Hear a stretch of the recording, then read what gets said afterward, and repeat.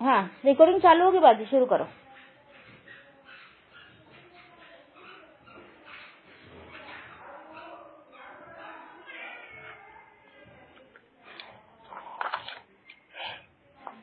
या हय्यू या क़य्यूमु बिरहमतिका अस्तगीस, या हय्यू या क़य्यूमु बिरहमतिका अस्तगीस, या हन्नान या मन्नान मलिकुल मुल्क ज़ुल जलाली वल इकराम, अल्लाहुम्मा अंता सलामु व मिनका सलाम, तबारकता या ज़ल जलाली वल इकराम। अल्लाहुम्मा अंफ़अनी बिमा अल्लमनी,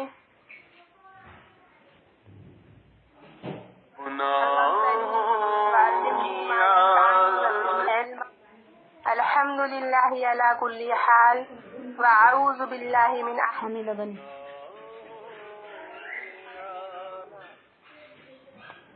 अल्हम्दुलिल्लाहि व कफ़ा व सलातु व सलामु अला इबादिहि लज़ीना इस्तफ़ा, खुसूसन अला अफ़ज़लिहिम व ख़ातमिन नबिय्यीन मुहम्मदिन अमीन व अला आलिहि व सहाबिहि अजमईन,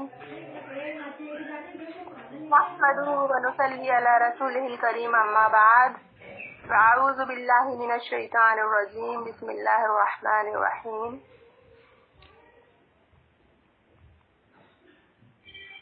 शुरू अल्लाह के नाम से जो बड़ा मेहरबान और निहायत रहम फरमाने वाला है। नंबर 221। दुआ का फोन बाजी, 1 मिनट रुक जाइए, मैं जरा सा फोन उठा लेती, किसी का आ रहा है। ठीक है बाजी, शुरू कर दी, शुरू कीजिए। अस्मा बाजी, हाँ बाजी शुरू कीजिए। अस्मा बाजी,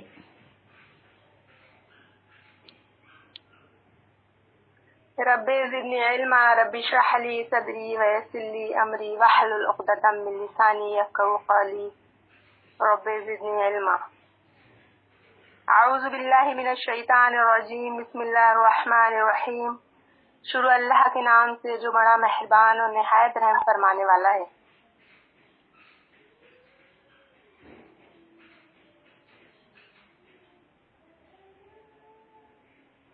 वला तुनकिहुल मुश्रिकाति हत्ता युमिन्ना,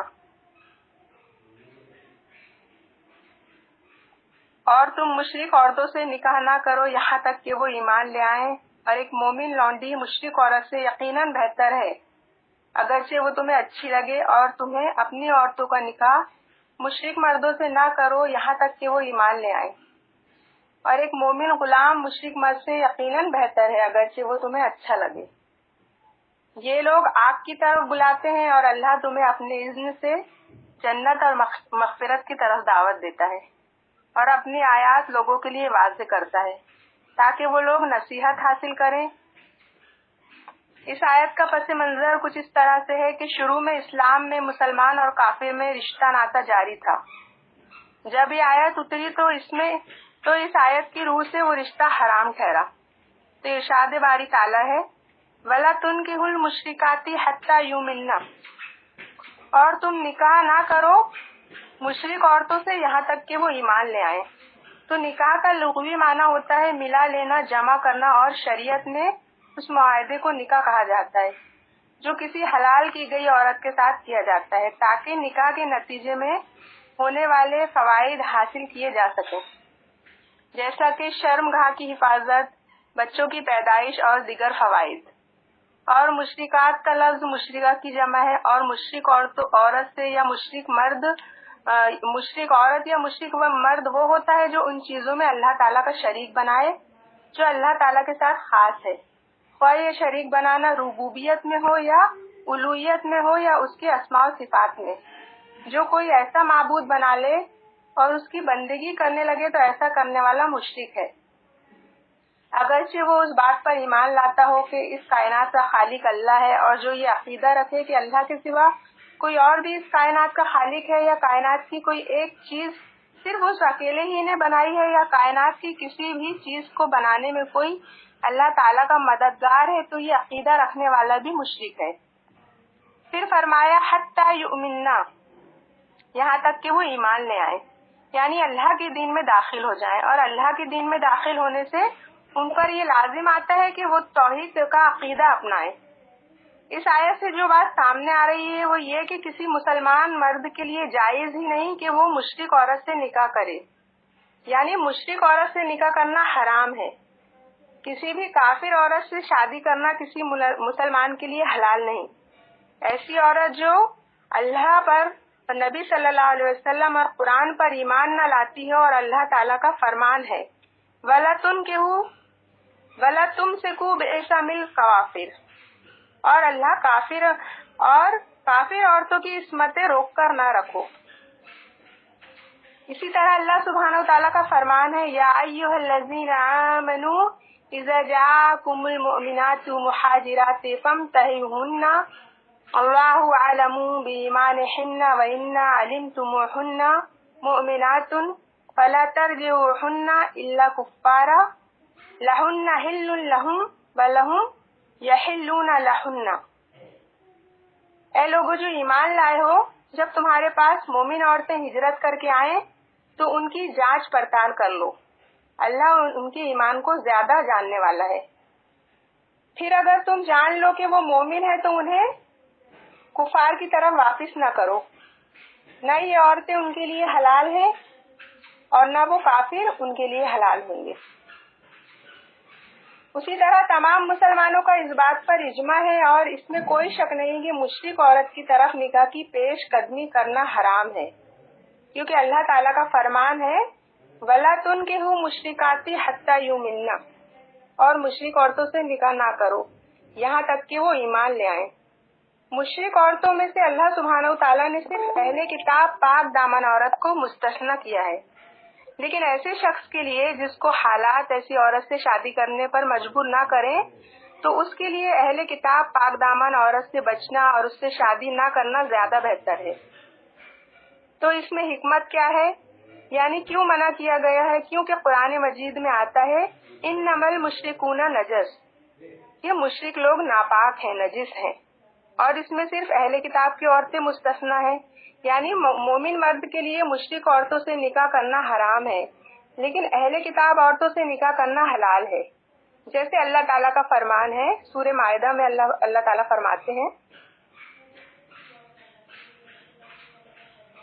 اليوم احل لكم طیبات وطعام الذین اوتوا الکتاب حل لكم وطعامکم حل لهم والمحصنات من المؤمنات والمحصنات من الذین اوتوا الکتاب من قبلكم اذا جاء آتیتموهن اجورهن محصنین غیر مسافحین ولم اتخذوا اقدان، یعنی آج تمہارے لیے پاکیزہ چیزیں حلال کر دی گئی اور ان لوگوں کا کھانا تمہارے لیے حلال ہے جنہیں کتاب دی گئی، اور تمہارا کھانا ان کے لیے حلال ہے، اور مومن عورتوں میں سے پاک دامن عورتیں اور ان لوگوں کی پاک دامن عورتیں جنہیں تم سے پہلے کتاب دی گئی، جب تم انہیں ان کے مہر دے دو، اس حال میں کہ وہ تم قید نکاح میں لانے والے ہو، بدکاری کرنے والے نہیں، اور نہ چھپی آشنائی بنانے والے۔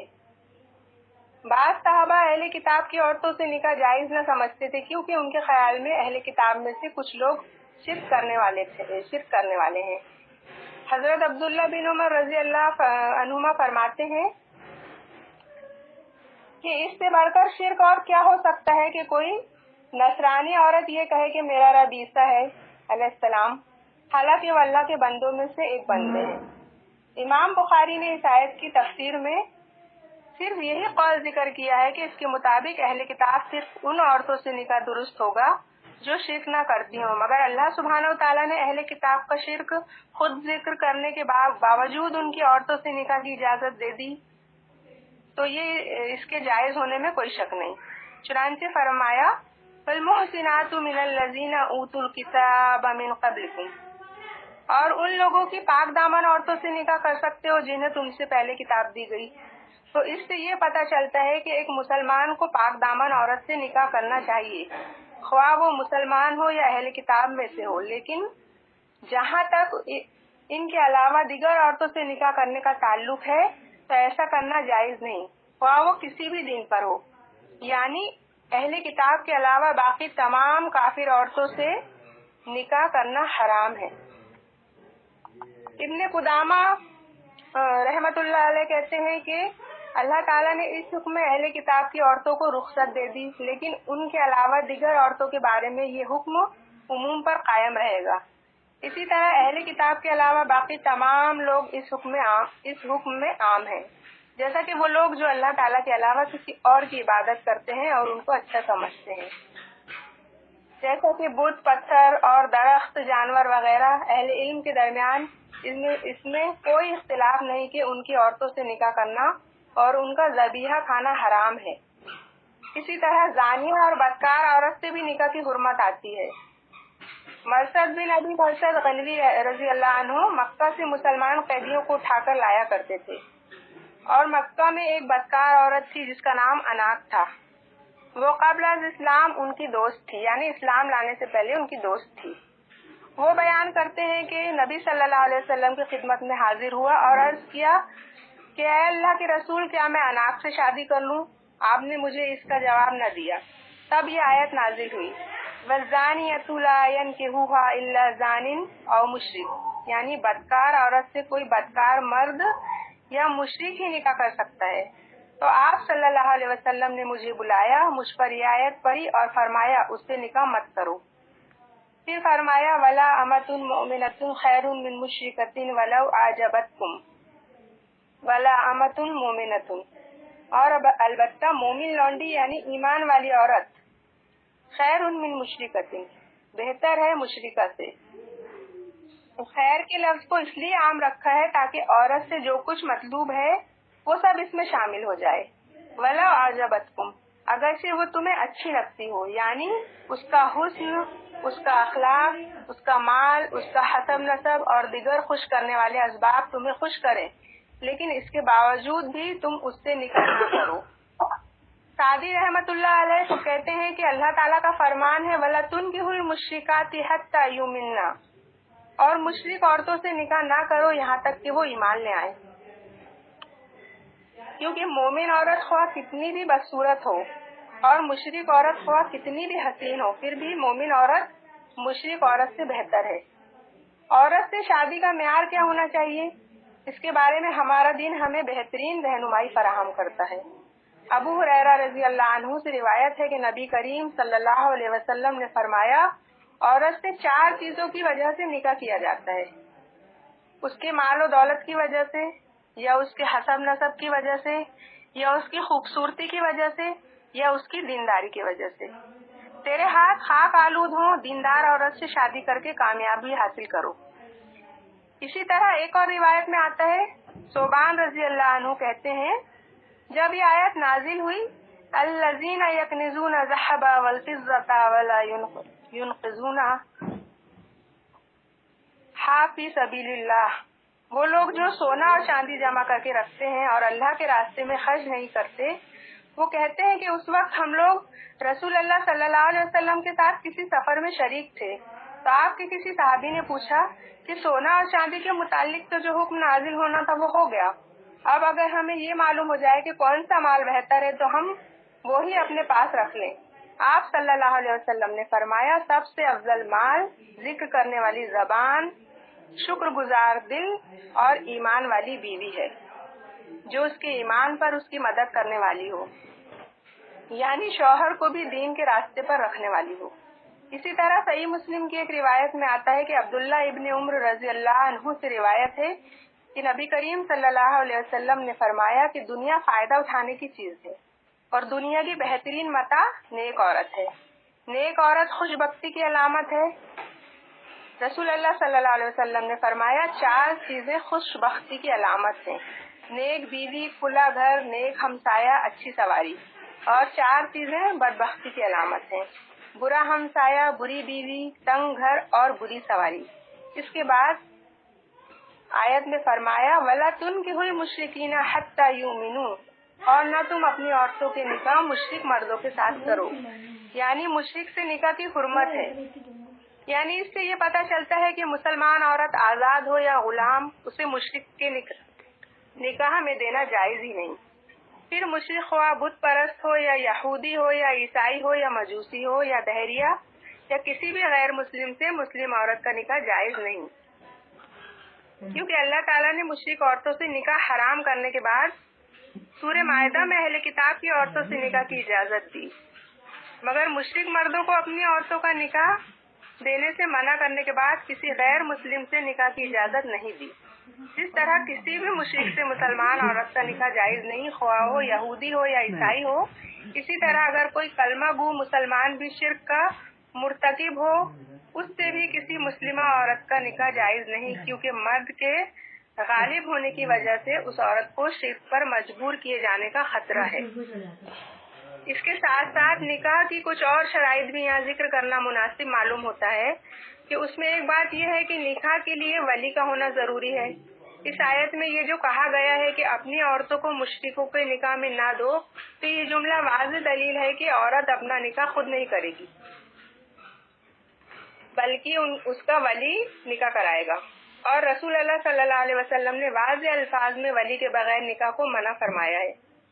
حدیث میں آتا ہے، سنن ترمذی کی روایت ہے، لا نکاح الا بولیہ، کہ ولی کے بغیر نکاح ہی نہیں ہوتا۔ ایک اور روایت میں آتا ہے، رسول اللہ صلی اللہ علیہ وسلم نے فرمایا، جس عورت کا نکاح سرپرست نے نہیں کیا یعنی اس کے ولی نے نہیں کیا تو اس کا نکاح باطل ہے، اس کا نکاح باطل ہے، اس کا نکاح باطل ہے۔ اگر مرد اس عورت سے مقاربت کر لے تو اس کی مقاربت کی وجہ سے اس عورت کو حق مہر تو ادا کیا جائے گا، اور اگر ان سرپرستوں میں باہم اختلاف ہو جائے تو جس کا کوئی ولی نہیں یعنی سرپرست نہ ہو، بادشاہ اس کا ولی یا سرپرست ہے۔ پھر فرمایا، وَلَا عَبْدٌ مُؤْمِنٌ خَيْرٌ مِنَ الْمُشْرِكِينَ وَلَا عَجَبَتْكُمْ، اور البتہ مومن غلام مشرک مرد سے بہتر ہے، خواہ وہ تمہیں کتنا ہی اچھا کیوں نہ لگے۔ یاد رکھیے، مومن مرد کا اللہ کے یہاں بہت بڑا مقام ہے۔ سہل بن سعدی روایت کرتے ہیں کہ ایک شخص رسول اللہ صلی اللہ علیہ وسلم کے سامنے سے گزرا تو آپ نے ایک دوسرے شخص سے جو اس کے پاس بیٹھا ہوا تھا پوچھا، اس گزرنے والے شخص کے متعلق تم کیا کہتے ہو؟ تو انہوں نے کہا کہ یہ معزز لوگوں میں سے ہے، اور اللہ کی قسم یہ اس قابل ہے کہ اگر یہ پیغام نکاح بھیجے تو اس سے نکاح کر دیا جائے، اگر یہ سفارش کرے تو اس کی سفارش قبول کر لی جائے۔ رسول اللہ صلی اللہ علیہ وسلم یہ سن کر خاموش ہو گئے۔ اس کے بعد ایک دوسرا شخص وہاں سے گزرا تو رسول اللہ صلی اللہ علیہ وسلم نے اس کے متعلق بھی پوچھا کہ اس کے متعلق تمہاری کیا رائے ہے؟ تو اس نے کہا کہ یا رسول اللہ، یہ مسلمانوں کے غریب طبقے میں سے ہے، اور یہ ایسا ہے کہ اگر یہ نکاح کا پیغام بھیجے تو اس سے نکاح نہ کیا جائے، اگر یہ کسی کی سفارش کرے تو اس کی سفارش قبول نہ کی جائے، اور اگر کچھ کہے تو اس کی بات نہ سنی جائے۔ تو رسول اللہ صلی اللہ علیہ وسلم نے فرمایا کہ اللہ کے نزدیک یہ شخص مالدار شخص سے بہتر ہے، اگرچہ ایسے مالدار آدمی زمین بھر کر ہو۔ تو اس سے یہ اندازہ لگائیے کہ ایک مومن شخص کا اللہ کے ہاں کتنا بڑا مقام ہے۔ پھر اسی طرح مرد سے رشتے کا معیار بھی حدیث میں بتا دیا گیا۔ سنن ترمذی کی روایت ہے کہ رسول اللہ صلی اللہ علیہ وسلم نے فرمایا، جب ایسا شخص تمہارے پاس نکاح کا پیغام بھیجے جس کے دین اور اس کے اخلاق سے تم مطمئن ہو تو اس سے اپنی بیٹی کا نکاح کر دو۔ اگر تم ایسا نہیں کرو گے تو زمین میں فتنہ اور زبردست فساد برپا ہوگا۔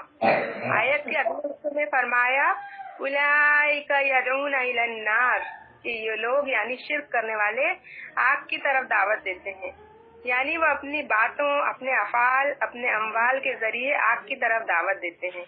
لیکن اللہ نے ان کے کاموں کے نتائج اپنی اس آیت میں واضح کر دیے کہ وہ جو بھی خرچ کریں گے یا جو بھی کچھ محنت کریں گے وہ ان پر حسرت ہی کا اور افسوس ہی کا باعث ہوں گے۔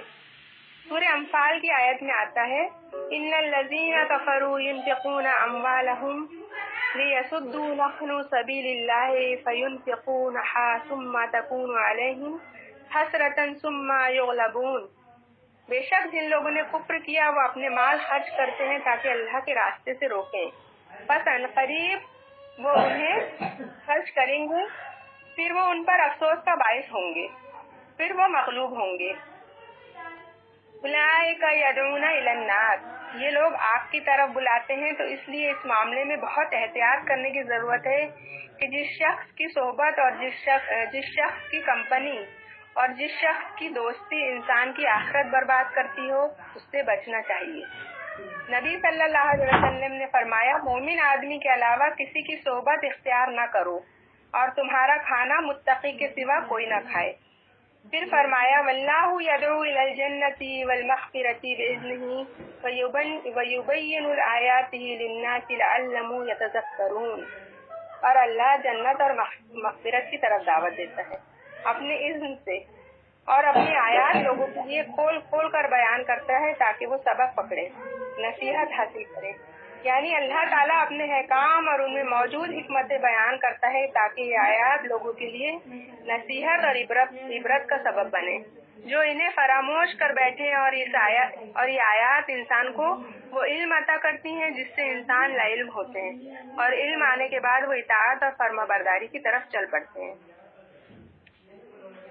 جیسا کہ یہ آیت امت مسلمہ کو بحیثیت ایک امت مسلمہ کے فرد کے اپنی ذمہ داری پوری کرنے کے لیے تیار کر رہی ہے، تو اس تیاری کا ایک حصہ یہ بھی ہے کہ نکاح اور طلاق اور شادی بیاہ کے معاملات کو بھی صحیح طریقے پر چلایا جائے یا صحیح طریقے پر ادا کیا جائے۔ جس شخص کے ذمے دوسروں کو اسلام کی طرف لانا ہو، اگر وہ خود ہی ان کی طرف جھک جائے تو وہ اپنی ذمہ داری تو بھول ہی جائے گا کہ اسے کیا کرنا تھا۔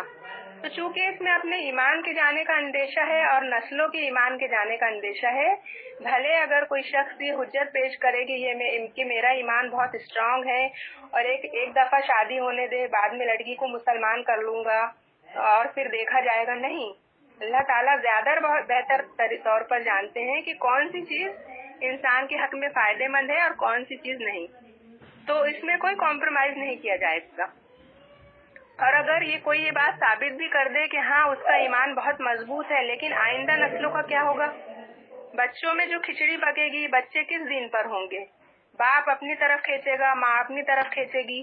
اگر اپنا دین بچا بھی گئے تو آئندہ نسلوں کا دین داؤ پر ہے۔ تو بحیثیت امت مسلمہ کے دین کا بھی نقصان ہے یہاں پہ۔ اور دوسری بات یہ ہے کہ اسلام اور شرک دو بالکل اپوزٹ چیزیں ہیں، اور ان دونوں کے کلچر بھی بالکل مختلف ہیں۔ نہ صرف ان کے عقائد میں فرق ہے، طریقہ زندگی میں بھی فرق ہے اور طرز زندگی میں بھی فرق ہے۔ مثلا اسلام میں طہارت کو نصف ایمان کہا گیا ہے، الطہور شطر الایمان کہا گیا ہے۔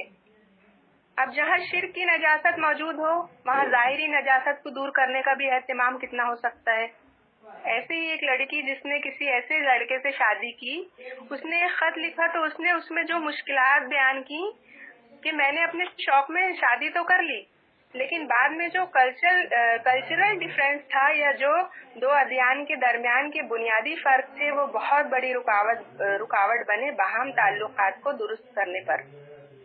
اور اس نے جو خاص طور پر ذکر کیا کہ وہ طہارت اور پاکیزگی کا تھا، کہ میرے شوہر میں طہارت اور پاکیزگی کا کوئی کانسیپٹ ہی نہیں تھا۔ ہمارے یہاں یہ ہے نا کہ استنجا کا اور نجاست صاف کرنے کا اور پھر نہانے کا، تو وہ وہاں نہیں تھا۔ تو اس کے یہاں یہ نہیں تھا۔ وہ شخص ڈرنک بھی تھا، تو اس کی وجہ سے جو مزید قباحتیں تھیں، وہ پھر یہ کہ دین کی بے حرمتی اور مذاق اڑانا اور پیغمبر کا مذاق اڑانا اور مسلمانوں کے طریقوں کا مذاق اڑانا، تو روز روز جو ایک کشمکش تھی وہ بڑھتی گئی۔ پھر بعد میں بچوں کے ناموں پر جھگڑا، بچوں کے دین پر جھگڑا، اور الٹیمیٹلی کیا کہ وہ کیونکہ خدا کا خوف ہے نہیں ان کے دل میں۔ اسلام میں تو شادی کے بعد سب سے بنیادی جو چیز ہے وہ ہے کیا اس تعلق کو درست رکھنے والی وہ تقویٰ ہے۔ وہ وہاں یہ تھا کہ خوف خدا نہیں، کوئی رکاوٹ نہیں، کوئی بندش نہیں، تو وہ لڑکا ادھر ادھر نکاح کر کے دوسرے رشتوں کے چنگل میں بھی پھنسا تھا۔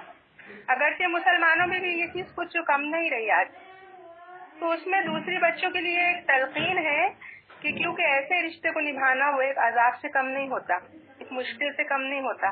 وہ عارضی اور چھوٹی چھوٹی مشکلیں تو اپنی جگہ ہیں، لیکن اللہ تعالیٰ نے بالکل کھول کے سبب واضح کر دیا ہے کہ یدعون الی النار،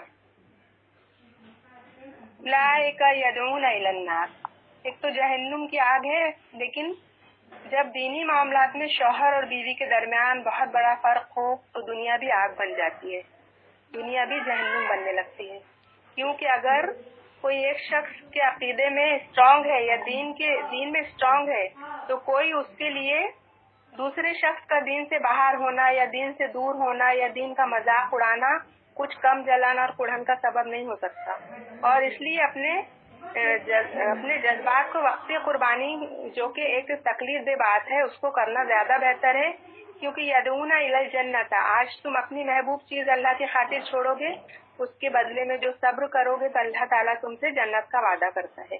کیونکہ انسان کا جس چیز پر دل آ جائے تو اس سے خود کو روکنا یا بچوں کو روکنا ایک مشکل کام ہے، لیکن اگر اس قربانی کو انسان اللہ کی خاطر کرتا ہے، دین کی خاطر کرتا ہے، تو نہ صرف یہ کہ دنیاوی اعتبار سے انسان مشکل سے بچتا ہے بلکہ دینی اعتبار سے بھی اللہ کے یہاں اس چیز پر بہت بڑا اجر پائے گا.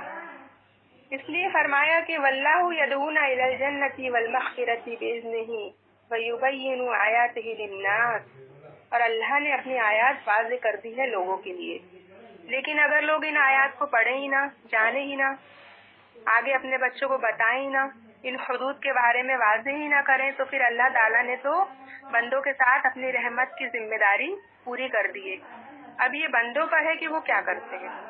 تو خلاصہ یا اس آیت کا کیا ہے کہ حکم کیا ہے کہ مومن مرد مشرک عورت سے اور مومن عورت مشرک مرد سے نکاح نہ کرے.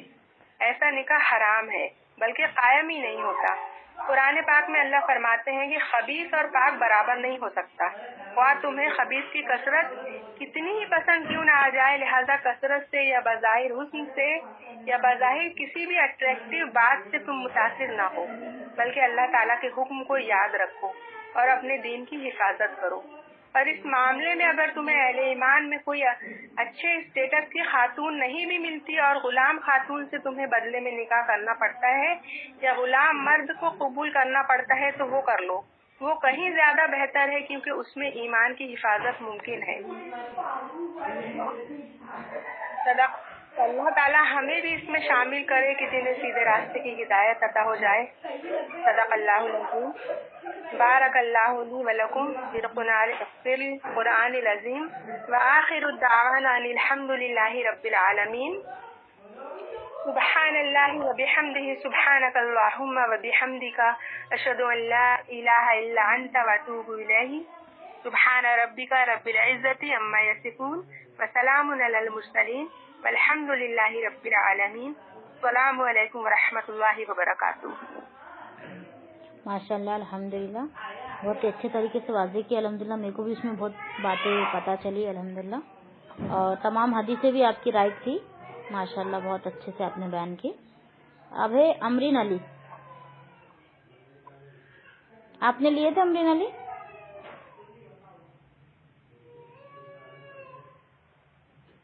نہیں لیے تھے آپ نے؟ اچھا ٹھیک ہے. عالیہ خان؟ بعد میں کریں گے ہم لوگ. اچھا ٹھیک ہے. عائشہ خان؟ السلام علیکم. وعلیکم السلام.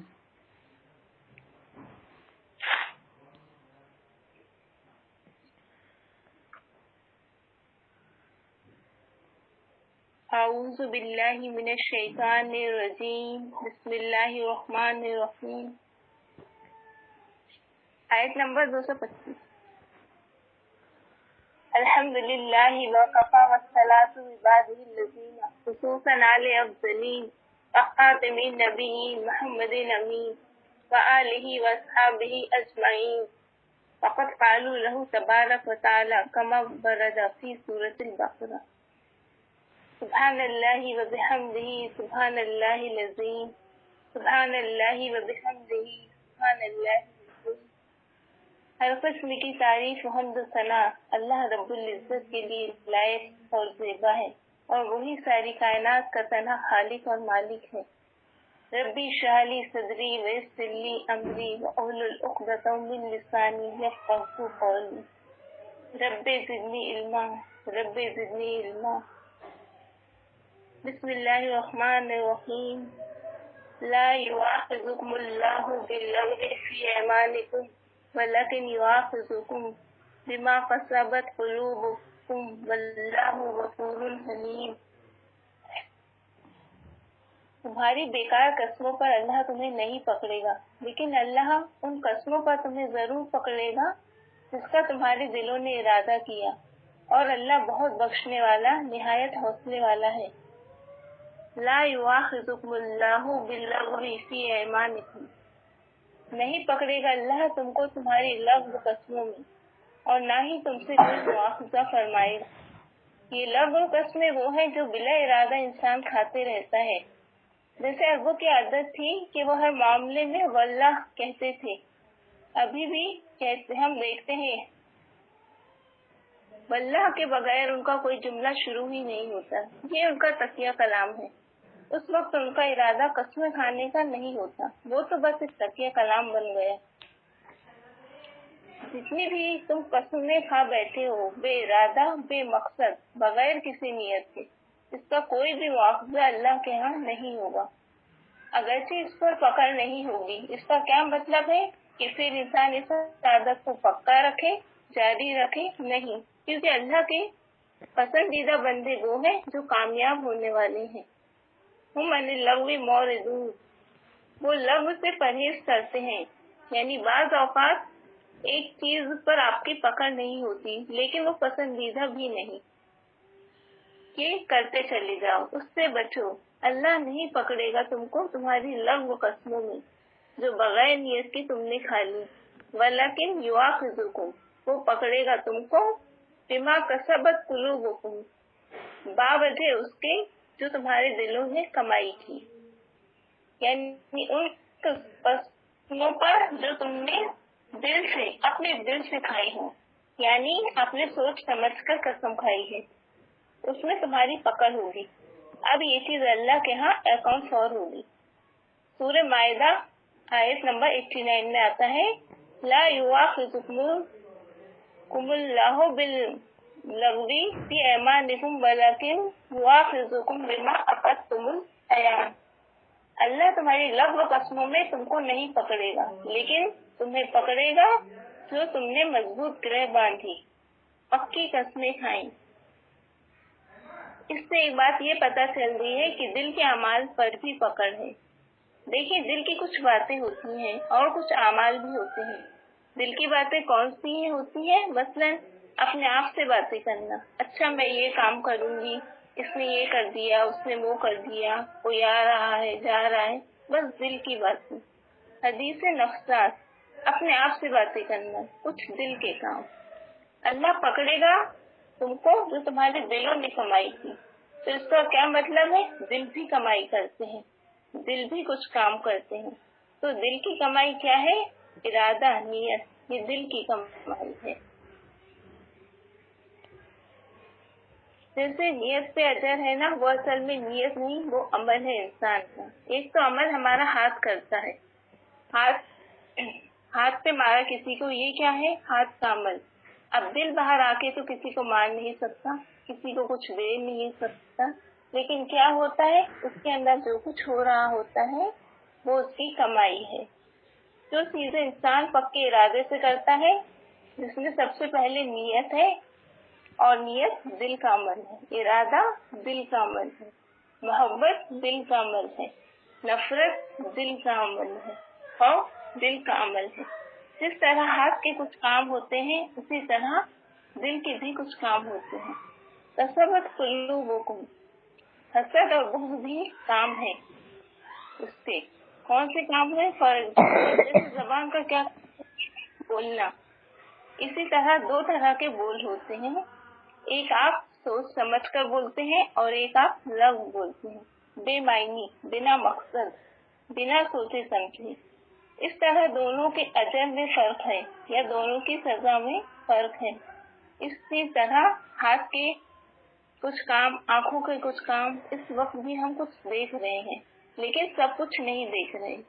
कोई चीज गौर से देखते हैं, अगर अच्छी चीज गौर से देखें तो उसमें भी अजर है। इस तरह आवाजें आ रही हैं बाहर से, आपके कान सुन रहे हैं, और एक ये कि आप खुले दिल से सुन रहे हैं, कुरान लगा हुआ है और आप एक एक आयत पे गौर फिक्र कर रहे हैं, یہ کان کا کیا ہے؟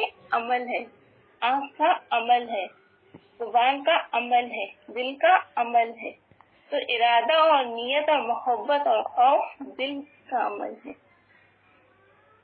اس لیے جو شخص اللہ اور اس کے رسول سے ہر چیز سے بڑھ کر محبت کرتا ہے اس کو اس کے اس عمل پر کیا ملتا ہے؟ جزا ملتی ہے. اس طرح توبہ کہاں سے ہوتی ہے؟ اندر سے ہوتی ہے. تو اس پر بھی اجر ہے، اللہ کی محبت ملتی ہے. وَلَكِنْ يُؤَاخِذُكُم بِمَا كَسَبَتْ قُلُوبُكُم. ہاں جو چیزیں آپ کے اختیار میں نہیں اور جو بے اختیار ہوں ان پر پکڑ نہیں. ہاتھوں کو آپ پکڑ کر بھی رکھ سکتے ہیں، اپنے پاؤں کو زنجیر سے باندھ بھی سکتے ہیں، منہ پہ ٹیپ بھی لگا سکتے ہیں، لیکن دل کا کیا کریں؟ بہت مشکل ہے. اس لیے کہ اس کے ساتھ نپٹنا اور اس کی مسلسل اصلاح اور اس کے حالات کی درستگی ہے، کیونکہ دل ہے ہی نہیں ہمارے ہاتھ میں. کس کے ہاتھ میں ہے؟ اللہ کے ہاتھ میں. تو پھر اللہ سے دعا کرتے رہنا چاہیے. بلکہ اللہ تعالیٰ ان قسموں میں گرفت فرمائے گا جو تم نے پختہ ارادے کے ساتھ دل کے ارادے کے ساتھ کھائی. اب اس کا معاملہ یہ ہے کہ اس کی پاسداری کرنا چاہیے. جائز قسم کھائی ہے تو اسے پورا کرنا چاہیے. ان قسموں کو اتنا ہلکا نہ سمجھو، اللہ اس کا حساب لے گا. اس کا نام لے کر آپ نے بات کی ہے. آپ خود عہد کرتے ہیں، اپنی ذات کے ساتھ کوئی عہد کیا ہے، لیکن اس میں بھی آپ نے اپنی ذات کے ساتھ اللہ کی قسم کی ہے. تو اب یہ چیز آپ کے لیے نہ صرف اس اعتبار سے کہ آپ نے اپنے ساتھ خیانت نہ کریں، بلکہ اب اگر آپ نے اس میں خیانت کی تو وہ اللہ کے ساتھ بھی خیانت ہو جائے گی. رسول اللہ صلی اللہ علیہ وسلم نے فرمایا، میں اگر کسی بات پر قسم کھاؤں اور پھر یہ دیکھوں کہ کوئی دوسری بات اس سے زیادہ بہتر ہے تو میں انشاءاللہ زیادہ بہتر بات کو اختیار کر لوں گا اور اپنی قسم کا کفارہ دے دوں گا. اگر کوئی شخص قسم اٹھائے اور پھر احساس ہو جائے تو قسم توڑ دینی چاہیے، مگر اس کا کفارہ ادا کرنا فرض ہے.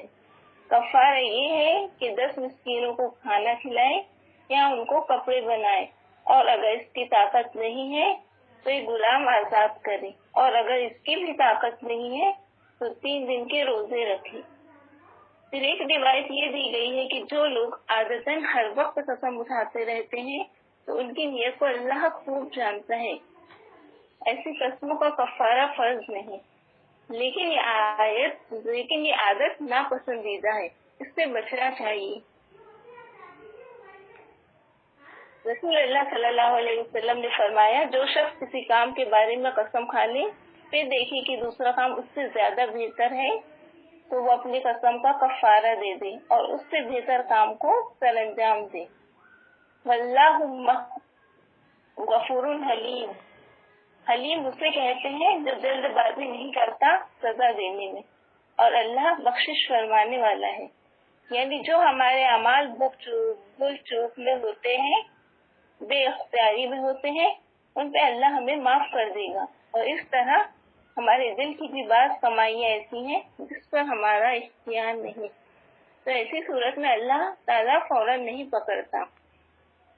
مثال کے طور پر اگر ہم بیٹھ کر کسی کے خلاف خوب نفرت کر رہے ہیں، غصہ کر رہے ہیں، تو اللہ ایسا کبھی نہیں کرتا کہ فوراً غصے میں آ کے سزا دے دے. ایسا نہیں ہوتا. وہ تو حلیم ہے، بردبار ہے. اس کے لیے ہماری حالت ایسی ہے جیسے ہماری شکل. وہ مہلت دیتا ہے. کوئی انسان اپنی اصلاح کرے، رجوع کر لے، لوٹ آئے اور اپنے گناہوں سے توبہ کر لے. علیم الغیب والشہادہ. اللہ کے لیے ظاہری اعضاء، اندرونی اعضاء سب کو اللہ برابر دیکھتے ہیں. شیطان جو ہوتا ہے نا، ہر وقت تاق میں رہتا ہے اور دیکھتا رہتا ہے کہ جب انسان اللہ کی یاد سے غافل رہتا ہے تو فوراً آ کے قبضہ جمانے کی کوشش کرتا ہے. اس لیے ہمیشہ اللہ تعالیٰ سے دعا کرتی رہنی چاہیے. اللہم ہد قلبی. اے اللہ ہمارے دل کو ہدایت دے اور ہمیں سیدھے راستے پر رکھ. آمین یا رب العالمین. صدق اللہ العظیم. السلام علیکم. الحمدللہ. ماشاء اللہ، بہت اچھے طریقے سے بیان دیا آپ. ماشاء اللہ. अब सब अच्छे से ही कर रहे हैं अल्हम्दुलिल्लाह, किसी का कोई टेंशन ही नहीं बचा है। अल्लाह मजीद फजीद। मुमताज बाजी आप बताइए।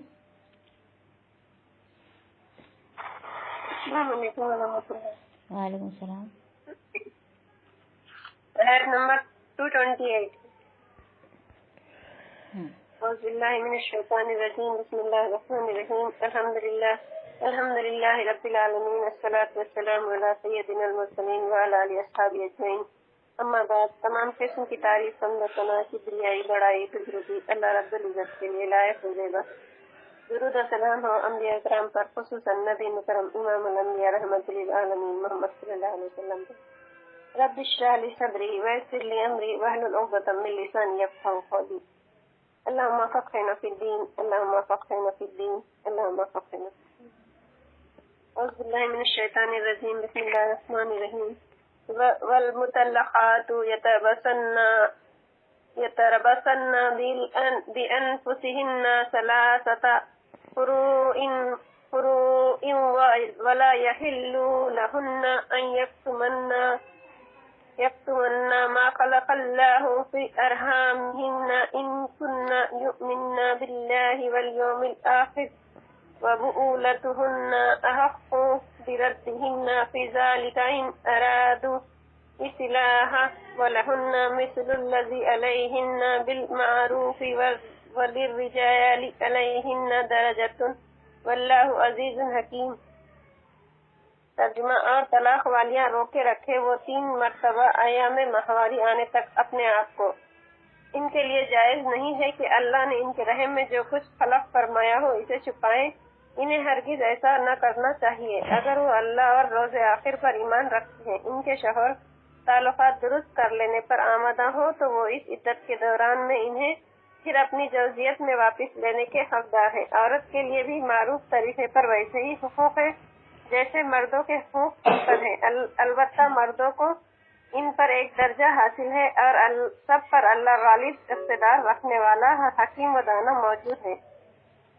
ये मुतल्लका औरतों की इद्दत का बयान है, यानी तलाक के बाद इन्हें 3 मरतबा अय्याम माहवारी पूरी होने तक इद्दत गुजारनी होगी, जिसके बाद वो कहीं और निकाह कर सकेंगी। लेकिन सूरह अहज़ाब में वाज़ेह कर दिया गया कि इद्दत गुजारना इसी वक्त वाजिब है जब मियाँ बीवी के दरमियान खुलवत हो चुकी हो। अगर इससे पहले तलाक हो गई तो इद्दत वाजिब नहीं।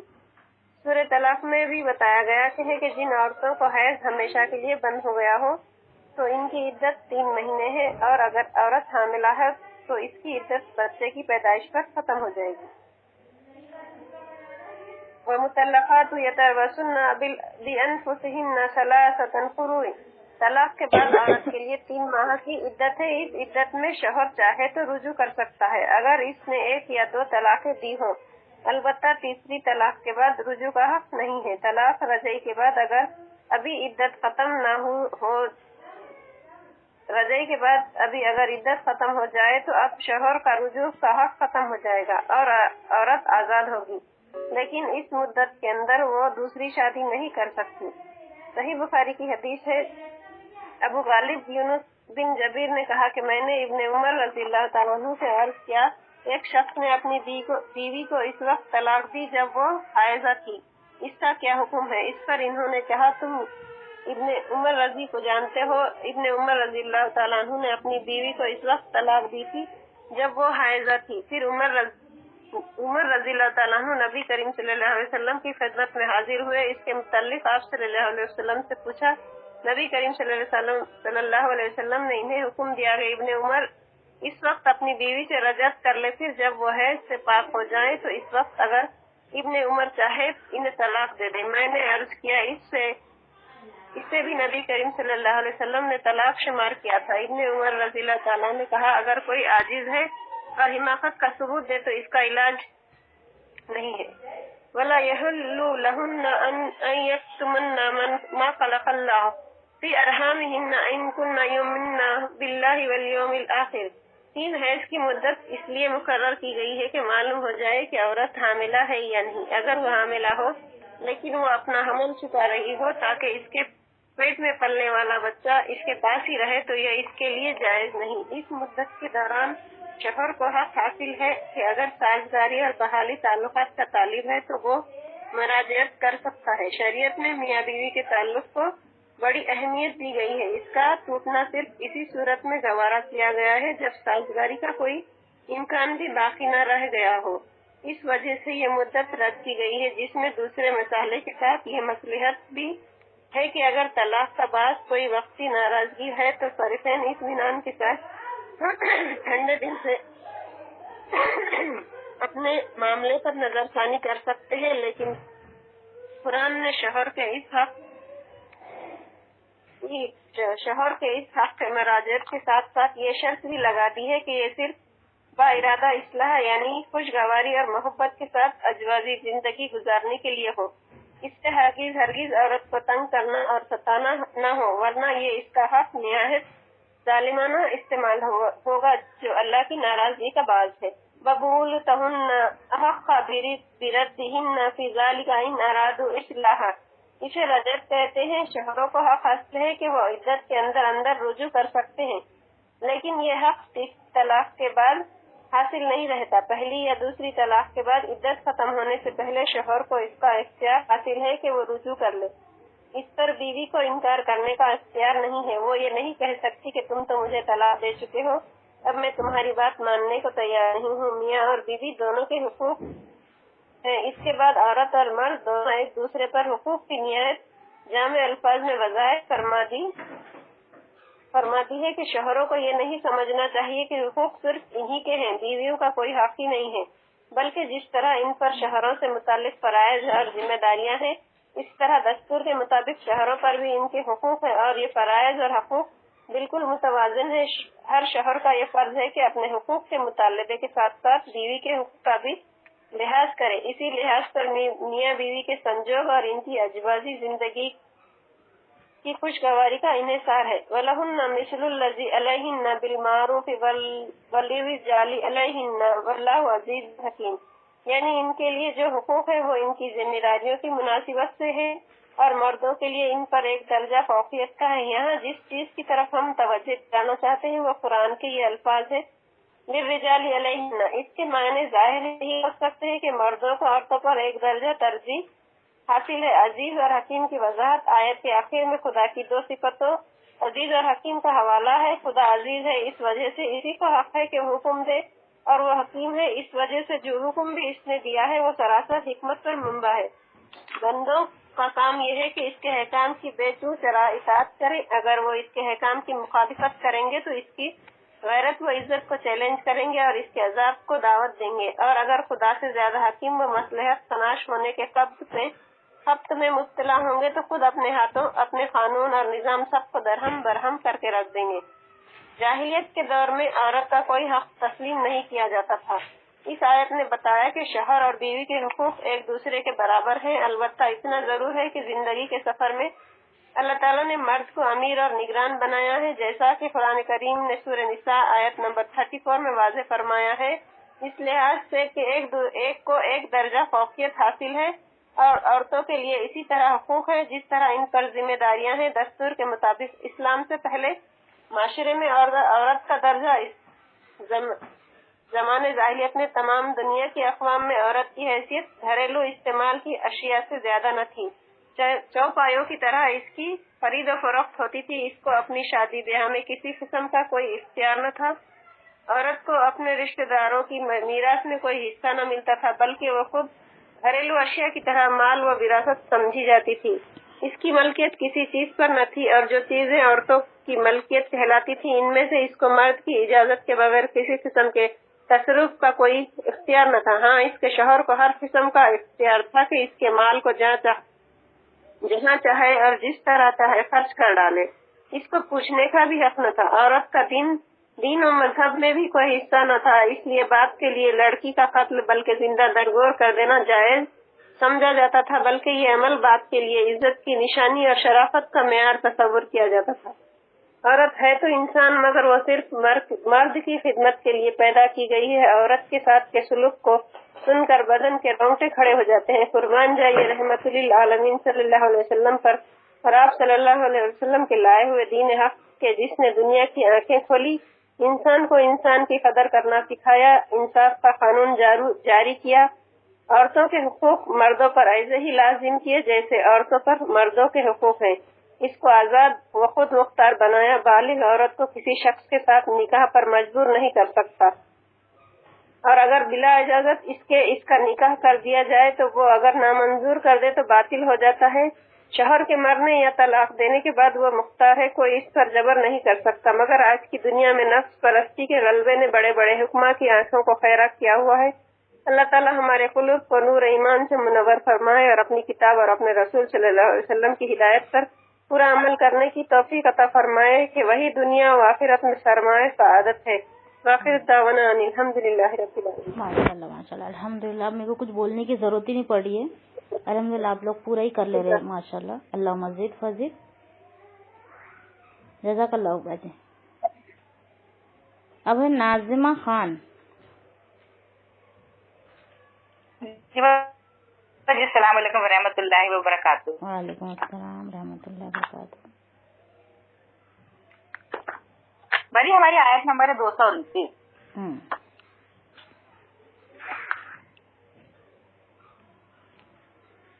नहमदहु व नुसल्ली अला रसूलिहिल करीम, अम्मा बाद, फ़ाऊज़ु बिल्लाहि मिनश शैतानिर रजीम, बिस्मिल्लाहिर रहमानिर रहीम। रब्बि इश्रह ली सदरी व यस्सिर ली अमरी वहलुल उक़दतन मिन लिसानी यफ़क़हू क़ौली।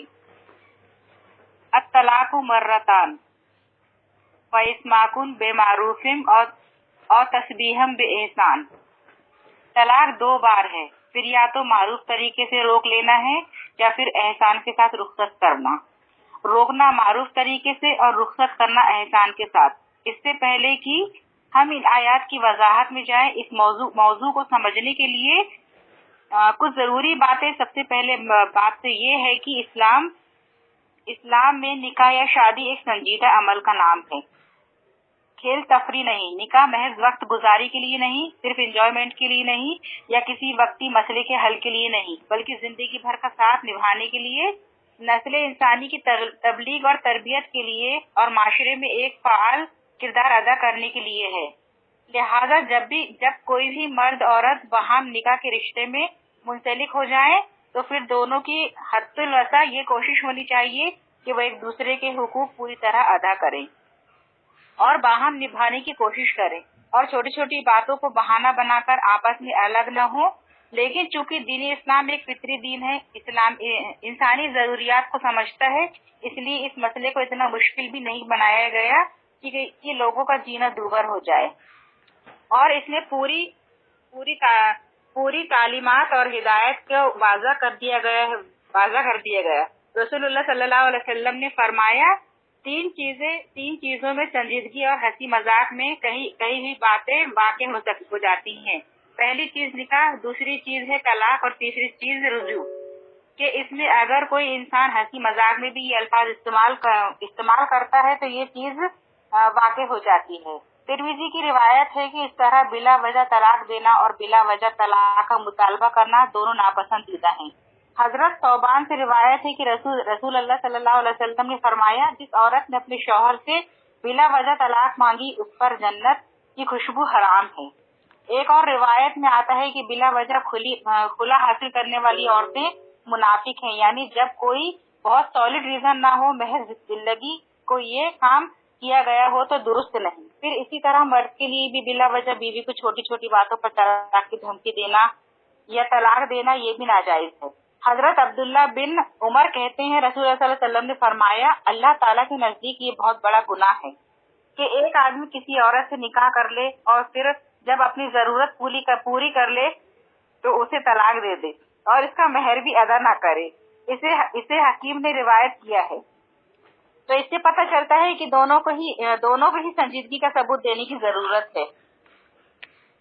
बिला वजह ये छोटी छोटी बातों पर अना का मसला बनाकर तलाक का मुतालबा करना या तलाक देना, अगर कोई भी फरीक इनमें से ऐसा करता है तो वो एक या दोनों ही गुनहगार होंगे। इसलिए अगर हम देखते हैं कि अगर कोई शख्स शौहर या बीवी को तलाक देने का आमादा करे या घर में बिगाड़ डालने की कोशिश करे तो उसे बेहद गलत काम करार दिया गया। रसूल अल्लाह सल्लल्लाहु अलैहि वसल्लम ने फरमाया, वो शख्स इनमें से नहीं जो किसी औरत को उसके शौहर के खिलाफ भड़काए या गुलाम को उसके मालिक के खिलाफ बहकाए। ये क्या मतलब है? इस बात को वो हम में से नहीं यानी मुसलमान नहीं, जो बीवी को शौहर के खिलाफ भड़काए और इसी तरह वाइस वर्सा। अगर कोई शौहर को बीवी के खिलाफ भड़काए तो भी इसी में आएगा, क्योंकि नुकसान क्या है, यानी नुकसान की शक्ल क्या है? घर का टूटना। तो कोई भी शख्स जो घर तोड़ने की कोशिश में मसरूफ हो, वो उसका करीबी दोस्त हो या अजीज हो या रिश्तेदार हो, वो भी मुजरिम है। यानी मियाँ बीवी नाजायज तरीके से इस हक का इस्तेमाल करते हैं तो भी गुनहगार हैं। और अगर कोई और बीच में पड़ के घर तोड़वाने की कोशिश करता है तो वो भी जुर्म कर रहा है। असल चीज क्या है? निकाह कोई खेल तमाशा नहीं, शादी संजीदा अमल का नाम है। तो इसी तरह हदीस में आता है, सही मुस्लिम की रिवायत है, इब्लीस का कृत पानी पर है, वहां से वो अपने लश्कर दुनिया में फसाद बर्पा करने के लिए दुनिया में भेजता है। इसलिए इब्लीस को सबसे ज्यादा महबूब वो शैतान होता है जो सबसे बड़ा फितना बर्पा करे। लिहाजा शैतान जब आप वापिस आकर अपनी कोई कारदर्दी बताते हैं तो एक कहता है मैंने फला कारनामा सर अंजाम दिया, दूसरा कहता है मैंने एक फला मियाँ बीवी के पीछे पड़ रहा, हत्ता के दोनों में अलहदगी करा दी। तो इससे ये पता चलता है कि शौहर और बीवी खास तौर पर शैतान की जद में होते हैं और हर शौहर बीवी के बीच में शैतान बदगुमानियां पैदा करके लाजमन फसाद पैदा करने की कोशिश करता है। लिहाजा इससे होशियार रहना चाहिए। तो ऐसा शैतान जो अलहदगी कराने में कामयाब हो जाता है, इब्लीस उसे अपने पास तख्त पर बैठाता है और कहता है तूने खूब किया। इसकी खबर भी अल्लाह के रसूल सल्लल्लाहु अलैहि वसल्लम ने हमें दी है। तो उससे क्या पता चलता है? नंबर 1, शादी के मकसद के अहद की जाए। नंबर छोटी छोटी बात पर शादी को खत्म करने की धमकी न दी जाए और खत्म न किया जाए, बिला वजह तलाक का मुतालबा न किया जाए। और इसी तरह वो तमाम अफराद जो खानदान में है वो आस पास हैं, किसी जोड़े के वो घर बनाने की कोशिश करें सुलह कराने के लिए, ना कि तोड़ने की तरफ माइल हो। हाँ, अगर डर ये हो कि अल्लाह के हुदूद में कायम न रहेगी, ऐसी सूरत में फिर तलाक की रुख्सत। अब उसका तरीका क्या है? यानी तलाक का तरीका, अब तलाक मर्रतान, तलाक 2 बार है। और यहाँ जब जिस तलाक का जिक्र हो रहा है वो तलाक रजी है, यानी ऐसी तलाक जिसमें रुजू किया जा सकता है। वो बस दो चांसेस है। तीसरी बार तो फिर अगर तलाक दे दी तो फिर रुख्सत करना ही होगा, रुजू नहीं हो सकता। अब यहाँ हमें पता होना चाहिए कि तलाक का फिर तीसरा तरीका क्या है। फिर तलाक का फिर तरीका क्या है? यानी जो कुरान से और सुन्नत से हमें पता चलता है कि तो उसमें हम देखते हैं कि एक तलाक मसनून यानी मसनून तलाक, यानी जो सुन्नत तरीके के मुताबिक होगी। दूसरी है बिदई और तीसरी नाजायज या मकरू। अब मसनून तरीका क्या है? तलाक क्या है? शौहर बीवी के हालत तौहर में वो तौहर जिसमें उसमें जिस्मानी ताल्लुक कायम ना कर चुका हो, उसमें अगर वो एक तलाक दे दे तो क्या तरीका है? तलाक से अलग करना यानी शौहर और बीवी को जैसे निकाह इकट्ठा करता है इसी तरह अलग करती है। अलग करने के लिए 3 दफा तलाक देना जरूरी नहीं, 1 दफा तलाक देने से भी बीवी अलग हो सकती है। तो तलाक देने का मसनून तरीका क्या है? नंबर 1, हालत तौहर को हालत हैज ना हो। नंबर 2, वो तौहर जिसमें मनसी से पाक होने के बाद शौहर और बीवी जिस्मानी ताल्लुक न कायम किया हो और शौहर बीवी को तलाक दे दे। कुरान पाक में अल्लाह ताला फरमाते हैं तल्लिकुहुन्नल इद्दतहुन्ना, उनको तलाक दो इद्दत पूरी करने के लिए। यानी अब 1 दफा तलाक दी और औरत की इद्दत शुरू हो जाएगी। अब वो जो पहला तौहर था वो गुजरा, पीरियड खत्म हुए और तौहर शुरू हुआ, पीरियड शुरू हुए खत्म हुआ, तीसरा तौहर शुरू हुआ, पीरियड शुरू हुआ खत्म हुए, फिर उसकी इद्दत ठीक है। अब अगर इन 3 महीनों में शौहर ने रुजू नहीं किया तो औरत उससे हमेशा के लिए अलग हो जाएगी। 1 तलाक भी शौहर और बीवी को अलग कर देती है अगर इद्दत के दौरान रुजू न किया जाए, ठीक है। अब अगर इद्दत के बीच में रुजू कर लिया तो क्या हुआ? फिर बस फिर घर बस गया, ठीक है। अगर इद्दत गुजर गई, तलाक हो गई और सिर्फ एक तलाक दी थी तो क्या होगा, दोबारा निकाह हो सकेगा। वही शौहर बीवी जिनकी आपस में लड़ाई हुई थी, एक तलाक हुई, अगर एक ही तलाक हुई, अब तो दोबारा आपस में इद्दत गुजारने के बाद निकाह कर सकते हैं और इद्दत के अंदर बगैर निकाह के रुजू कर सकते हैं। और इद्दत कितनी होती है, ये 3 महीने या 3 हैज बेसिकली, क्योंकि वो हर महीने होता है जिस वजह से कि वो 3 महीने बोल दिया जाता है सहूलत के लिए, वरना असल चीज क्या है 3 है। तो अब क्या होगा, तलाक बाइन होगी। बाइन का लफ्जन बयान से अलग होना, जुदा होना, यानी शौहर बीवी जुदा हो गए। अब वो अगर फिर इकट्ठा होना चाहते हैं तो दोबारा निकाह करेंगे। अब हुआ ये कि मसलन 3 महीने की इद्दत भी पूरी हो गई, रुजू नहीं किया तो तलाक हो गई। अब उसको ख्याल आया कि बच्चों या कोई मसला, दोबारा निकाह कर लिया। 2 साल बाद फिर लड़ाई हुई, फिर इसी तरह तलाक दी। तौहर की हालत में वो मसनून तरीका 3 महीने गुजरे, इद्दत खत्म हो गई और रुजू नहीं किया। अब क्या हुआ, 2 तलाक हो गई, फिर भी निकाह कर सकता है, यानी दूसरी तलाक के बाद भी जिसमें वो अलग हो गई दोबारा निकाह कर सकता है या फिर इद्दत के अंदर रुजू कर सकता है, ठीक है। अब 2 साल बाद फिर लड़ाई हुई, फिर उसने तलाक दे दी, इद्दत गुजर गई, रुजू नहीं किया, तो क्या होगा, हमेशा के लिए शौहर और औरत और शौहर अलग हो गए। अब वो दोबारा से निकाह नहीं कर सकता। एक सूरत है कि औरत कहीं और निकाह करे और फिर वो शख्स अपनी मर्जी से तलाक दे या फिर फौत हो गया हो, अब ये औरत पहले शौहर से दोबारा निकाह कर सकेगी। इसका जिक्र आगे आएगा, आयात में है। मसनून तरीका तलाक देने का, तौहर में बगैर जिस्मानी ताल्लुक कायम किए एक दफा तलाक का लफ्ज बोलना, मुंह से डिक्लेयर करना या लिखना, अगर हाँ नहीं बोला, दिल में ही है तो तलाक नहीं होगी। उससे बोलना जरूरी है या लिखना जरूरी है। अब आप देखिए कि इसको आप क्या कहेंगे, मसनून तलाक, एक तलाक से अलहदगी। अच्छा, 2 तलाक से अलहदगी क्या है, 1 महीने में तौहर की हालत में तलाक दी और हैज से फारिग हुई, 3 महीने की इद्दत भी नहीं गुजरी, 3 महीने की इद्दत भी नहीं गुजरी, महीने के अंदर रुजू नहीं किया, अगले तौहर में फिर दोबारा तलाक दे दी और फिर इद्दत पूरी गुजर गई, तो क्या होगा, तलाक से अलहदगी ठीक है। और तीसरा तरीका है कि तलाक से अलहदगी करना, यानी हर महीने एक महीने तलाक में तलाक देकर 3 महीनों में प्रोसीजर पूरा करना। उसके बाद फिर 3 महीने इद्दत के, फिर टोटल 6 महीने औरत अलग और हमेशा के लिए अलग हो जाएगी। अब ये तो मसनून तरीका है, इसमें किस तरह तलाक दी जाएगी, लेकिन बहुत से लोग इसको फॉलो नहीं करते। वो क्या करते हैं, हालत तौहर में तलाक देने की बजाय हैज में तलाक देते हैं।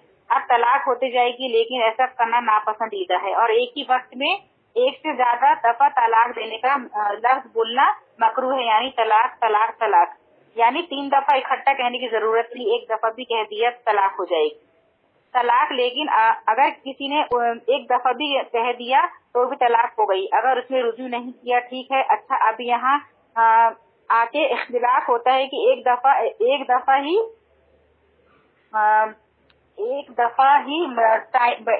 एक टाइम पर तलाक बोलते हैं, एक तलाक होगी। इस मौजू पे आगे जाकर इंशाअल्लाह गुफ्तगू करेंगे। पहले हम जैसे कुरान की आयत आ रही इसके मुताबिक चलना ठीक है। अब एक और तरह का तलाक की आम किस्में बताई जाती हैं, तलाक रजी और तलाक बाइन। रजी क्या होता है, जिसमें रुजू किया जा सकता है, तलाक दिया महीने के अंदर, 2 महीने के अंदर इद्दत खत्म होने से पहले रुजू कर लिया, इसमें रुजू का इख्तियार है। लेकिन अगर वो 2 दफा काम किया जा चुका हो तो तीसरी दफा तलाक देकर रुजू नहीं कर सकता। तलाक रजी नहीं होती, वो बाइन होती है। बाइन का मतलब ये होता है कि अलग करने वाली तलाक है। बाइन वो तलाक जिसके बाद मियाँ बीवी आपस में जुदा हो जाते हैं। रुजू का हक नहीं है शौहर को, जिसमें शौहर और बीवी वो कौन सी होती है। और तीसरी बार, क्योंकि यहाँ लिखा हुआ है फइस्माकुन बेमारूफिन, और तसरीहम बेएहसान, ये तीसरी तलाक की तरफ इशारा करता है। बस हमेशा के लिए रुखसती। अब तलाकु मर्रतान, क्यों कहा गया? इसके पीछे एक वजह है कि पहले लोग अनगिनत तलाकों के मालिक हुआ करते थे। एक शख्स अपनी बीवी से 100 से या इससे भी ज्यादा बार तलाक दे चुका होता अगर वो उससे इद्दत के अंदर रुजू कर लेता तो वो भी उसकी बीवी रहती। दौरे जहालियत में इस तरह होता था कि इस तरह औरतों को सताया जाता था। इस्लाम ने आकर क्या किया? सिर्फ दो चांस दिया, तलाक देकर रुजू कर सकते हैं, तीसरी दफा नहीं फिर नहीं फरमाया वला युहिल्लु लकुम, अगर तुमने तलाक दे दी तो तुम्हारे लिए हलाल नहीं अनात खुजू कि तुम ले लो बे आते तुमुहुन्ना, जो कि तुमने उनको दे दिया, चाहे मेहर चाहे तोहफा, ना तोहफा देकर ले सकते हैं और ना ही मेहर देकर।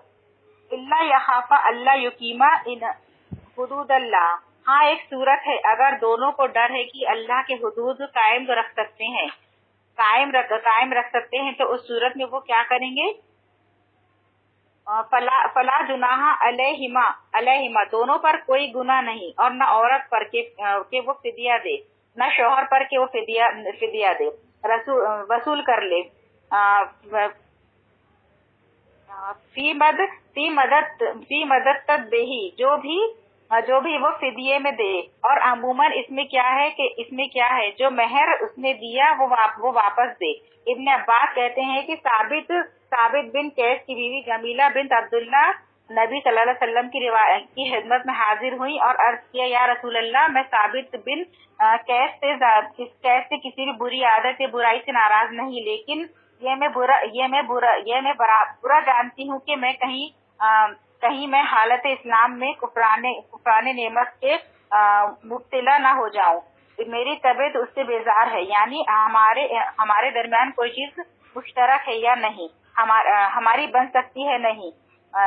तिलका हुदूद अल्लाह, ये अल्लाह की हुदूद है। फला तातदुहा, इनसे आगे मत बढ़ो। वमई यतअद्दा हुदूद अल्लाह, और जो अल्लाह के हुदूद को तोड़ना पामाल करेगा, फाउलाइका हुमुज़ ज़ालिमून, तो यही लोग जालिम है। यहाँ एक और बात याद रहे कि अगरचे औरत के मेहर वापस करना है, लेकिन अगर औरत अपना मेहर खत्म कर चुकी है, मसलन उसे बाग भी बेच चुकी है, उसके पास कुछ भी ना रहा, अगर वालिदैन या करीबी लोग देख रहे हैं तो मुश्किल है, तो सूरत में जरूरी नहीं कि औरत अपने माल में से खुला दे, उसे मदद भी की जा सकती है।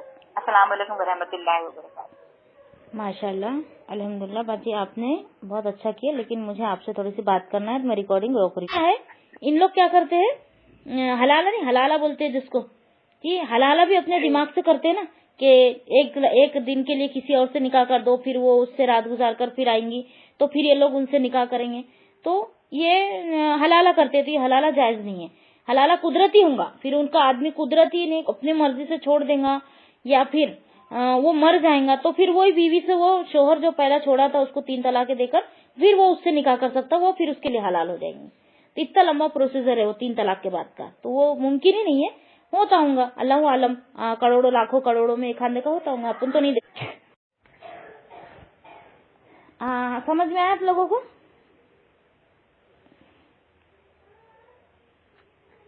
जी बाजी आ गया।